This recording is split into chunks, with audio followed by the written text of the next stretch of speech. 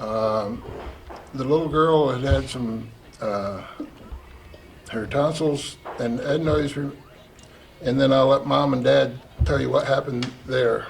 Okay. So my wife woke up, she was puking, well, coughing, she was in a coughing fit, and then afterwards she started to puke up blood. So they told us it was normal for the first time to do it. The second time isn't really all that normal, and she was puking up excesses of blood. So I told her to call 911. So she was on the phone with dispatch, and I was cleaning her up, and I picked her up to go set her on the couch, and dispatch was on speakerphone, so they said, well, just make sure she stays awake. So I go to pull her out to make sure she's awake from my shoulder, and she was blue. Her lips were blue, she wasn't breathing, so I don't know CPR, so I just kind of put her on the ground. And That's when I went into our back room where our friends were sleeping. I told them that she was not breathing, she was blue, and they rushed into action and tilted her head back, and they started trying to do CPR on her. They were looking for a pulse, and as probably like 3-4 minutes passed by, it felt like that's when EMS finally arrived, and they stepped in, and they were phenomenal. And they were hooking her up to all these machines, trying to make sure she had a pulse, and it's kind of a blur, but they were phenomenal. They were absolutely amazing, and we can't thank them. dispatch was amazing as well. Absolutely, trying to keep me calm as I'm on the phone with them, and yeah, they were absolutely phenomenal in what they were doing. So, and they didn't hesitate. As soon as they seen her, they tried making room and tried helping her, and they really saved her life. And if it wasn't for them, she wouldn't be here. Ashley was the dispatcher that gave all the pre-arrival instructions. Yep. I guess just now being in a room with all of them now, it's a Yeah. little more calmer than the last time. Yes. Kind of what you got to say to them at the moment. We can't thank you guys enough for everything you've done for her. You know, if it wasn't for your guys' quick actions, she wouldn't be here. We thank you for that. So thank you. Can you say thank you? Should be a shot. While the medics, and this gentleman back here was the one that really helped get her breathing again. Helicopter was ordered. State police showed up, and they asked me about the landing zone and so forth. I suggested a spot. They told me that wasn't a viable spot because it had weak waist ties. They picked another spot. Fire chief from Elba became my ground contact, and as all this goes on, you can see that it is a team effort that makes everything work. Everybody had their own jobs to do. They all did it very well, and we were able to, we flew the child to Strong, and the best result is sitting right here. Yes. Anybody back here have anything they would like to? I just want to say when the team came up and taken her from the road to the helicopter, when they came up, you could just see the mixed feelings of everybody there. You know, we knew that she was breathing and talking, and at that point, and it was like we just kind of decompressed, and each in our own way. It was just a feeling you don't get very often. So when you were on the phone with the initial call, what were you advising them? We have protocols that we follow when we go through EMDs. So sometimes the questions aren't necessarily what the caller thinks is relevant, but it gets us to our end result, which is either, you know, a high priority, or our Mercy or our local ambulance is rushing there with lights and sirens, or, you know, it's not as severe. But I was just advising her of the directions on my screen, and that, you know, turned into asking questions about her breathing. Obviously, I could hear parents in the background and other family members that were there. So going through those instructions, just kind of keeping mom on task. That way we could get to what we needed to get to at the end, and that was getting Daysee taken care of as quickly as possible in the most efficient manner. So what did you tell her, you know, when you realized what was going on? What happened then? What, like, when you realized that she was blue? I put her on the ground real quick, and I tried to put some breaths into her, but like I said, I don't really know anything about that. I'm gonna take some classes, so. Absolutely, definitely. But, if people have young kids, please take classes, because Yes. from a tonsil and adenoid surgery, like, this is what happened.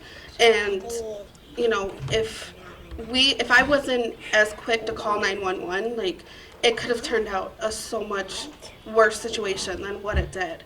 And, you know, it's something that everyone needs to take, because things happen and you aren't prepared for it. And being prepared for it is what is gonna, you know, potentially save a child's life, even if it's not your own. Like, if you're out somewhere, you can help.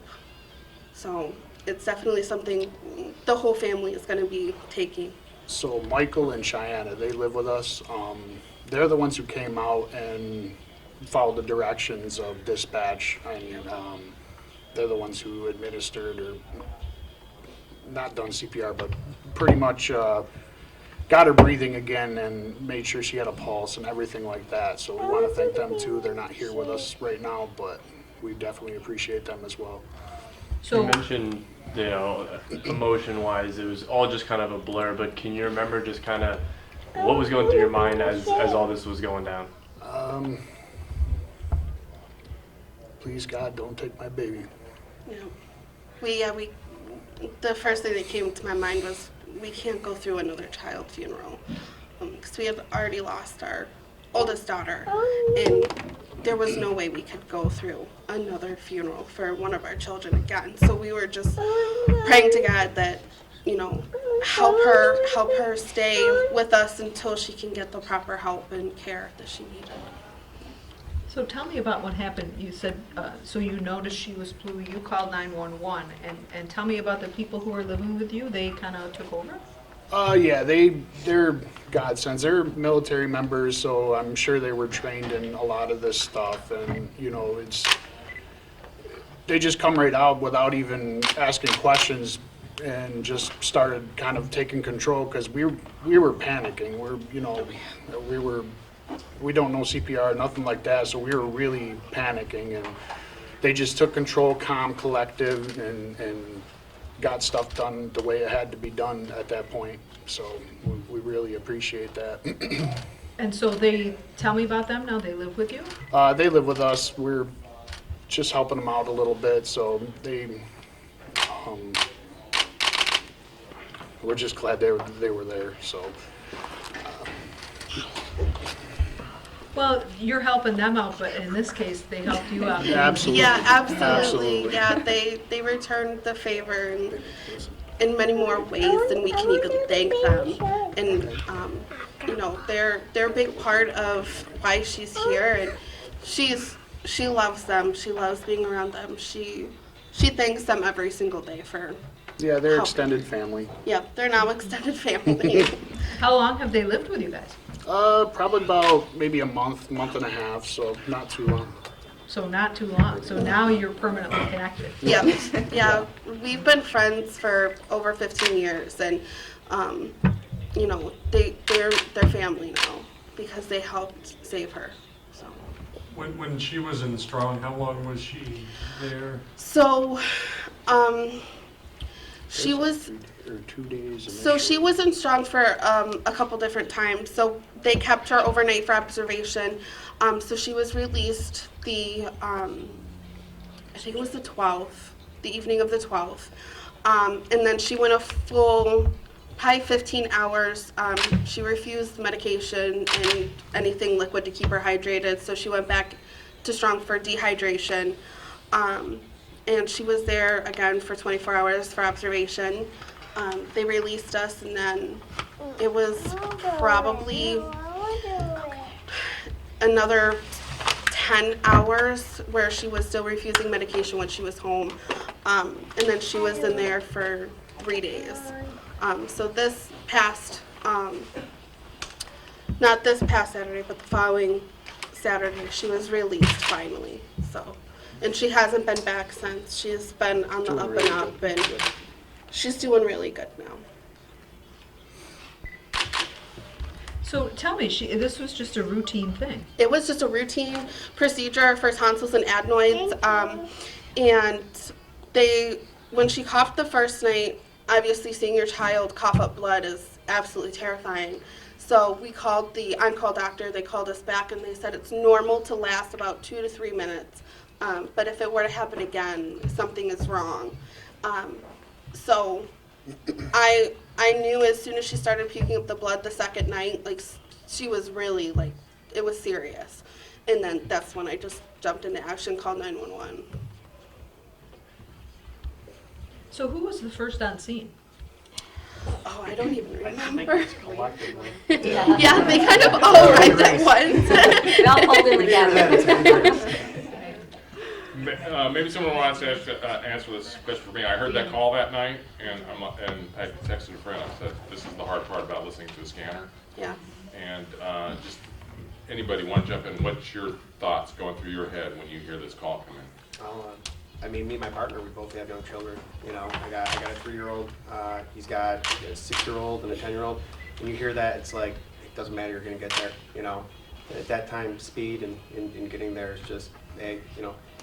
We may wear different uniforms, but at that point, it's like, care about the child, care about the person. You know, so they're talking about being a big team, and that's all it's about when you get on scene for something like this. We have protocols that we follow. When Ashley took the call, something just didn't sound right. If the protocols go through, we have different levels of care, BLS, ALS, but something with this call just didn't sound right for Ashley or myself, so we decided to send everybody as soon as possible. Yeah, it's a call that no one wants to respond to, children, because you don't get enough practice at it, you know, but who wouldn't want someone to come to their house any time of day to help? It's got to be very emotional to hear that call from us. Well, when I heard it, I wasn't asleep, so I got up and I just thought it was another call John and I are doing in the middle of the night. And then I looked in, it's like laceration. It's like, well, then I looked 3-year-old, like by then, you know, I was out the door. You know, it's just like, so I was trying to, we have a new ambulance in Byron, and it has, our Pete's bag is locked in the cabinet with our suction. And when I heard it got upgraded to CPR, I thought, oh no. So I haven't been on the ambulance, the new ambulance a lot, so I'm not really familiar with every nook and cranny like Tatum is, but I need to get the code to open up the locked cabinet, and I didn't know it. I was told, but I didn't remember. I've never used it. So first I could ask John, and he didn't know it. And so then I called Brad, and he didn't answer. Then I called Tatum, and she answered right away. First call and gave me the code, and I was able to get it in, get the peds, get the suctions. When you know we were stopped, I was able to get both. Mercy already had theirs there when we walked in. It was just a great team effort. Just before the call came out, I woke up and I looked at my clock and said, it's been a long time since we've had a late night call. My head hit the pillow, and she, now, I'm picking on her because she is a member. She rode with Byron. Yeah, she rode our ambulance for quite a while.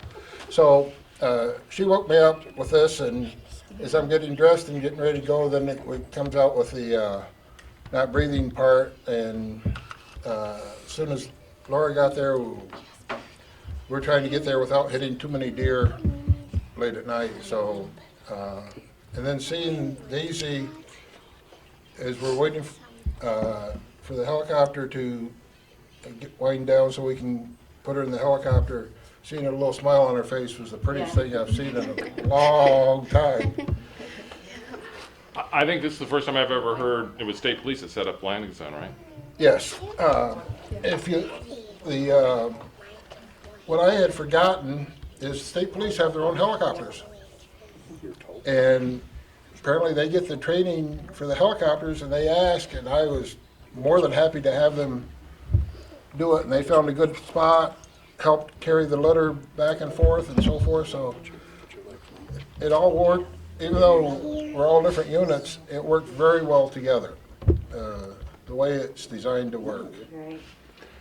So- Mercy was doing, they did all the work in getting her responding and getting her vitals up. I was trying to relay the information to the parents and supporting them because they needed it. Ashley took the call and she was giving instructions, asking the questions, and when normally a 3-year-old in the situation doesn't present with the way she was presenting. So there was something more going on in our minds, and Ashley did a great job staying with Mom and the people there, and I just supported her by dispatching the fire departments and helicopter, and the state police stepped up on their own and responded, which makes our life a little bit easier when people all pitch in and do what they can. So the call just didn't seem to be a normal routine emergency, so to speak, so that's why we elevated everything as soon as we did.